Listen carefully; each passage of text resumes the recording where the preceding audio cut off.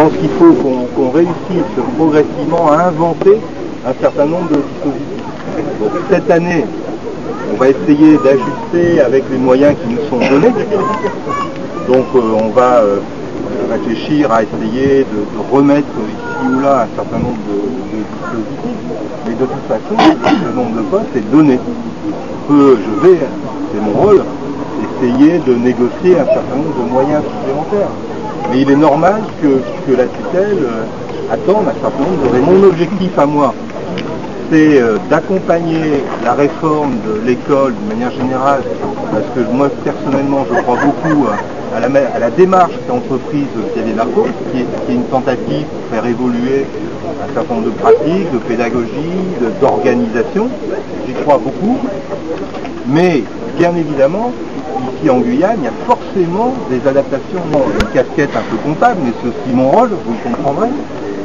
Dans un contexte budgétaire d'économie au niveau français, l'argent du système éducatif, il y a un moment, il y a des gens qui ont payé des impôts, et qui donc, c'est normal qu'on gère leurs fonds. Je ne dis pas que c'est mal géré, pour nous bien. Mais il y a une volonté d'économie, que je comprends, on peut contester, de Xavier Darcos, c'est de demander de faire des heures supplémentaires. Bon, ça ne peut pas prendre évidemment la même configuration ici. Donc ça on est d'accord. On est d'accord de toute façon sur les objectifs.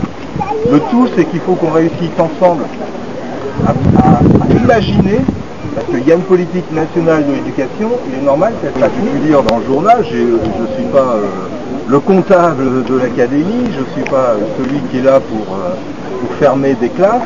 Mais il y a une situation, il y a une volonté, c'est pas la peine de se cacher, de rationalisation, de redistribution des moyens cette année. Ensuite, avec ajustement ici à la rentrée qui vient. Ensuite, eh ben, moi je suis preneur, je veux bien même qu'on monte un groupe d'innovation. Et de la ville de Paris, c'est connu que la Guyane est un des pires ou le mauvais département en termes de politique scolaire. Et alors qu'il y aurait besoin, ça fait des années qu'il manque cruellement de toute structure, je ne parle pas des clés et des classes, mais même des crises, des CPI, etc. Tous les enfants qui montent, qui arrivent au collège, qui sont à la télé, qui sont jamais scolarisables, ça pose énormément de problèmes. Il n'y a aucune structure pour accueillir tous ces enfants, et les quelques structures qui ici et qui marchent et qui fonctionnent bien, et qui tournent bien et qui fonctionnent et qui évoluent. Vous parliez tout à l'heure d'innovation. Il y a eu un changement au niveau de la Guyane, par exemple pour les films qui fonctionnent en film fermé il y a quelques années, qui se sont orientés maintenant vers des structures ouvertes pour une meilleure intégration des élèves dans les classes. Et si la politique c'est de mettre un enseignant devant une classe pour accueillir le plus d'élèves avec le minimum d'enseignants, est-ce que ça va être revenir à des classes fermées?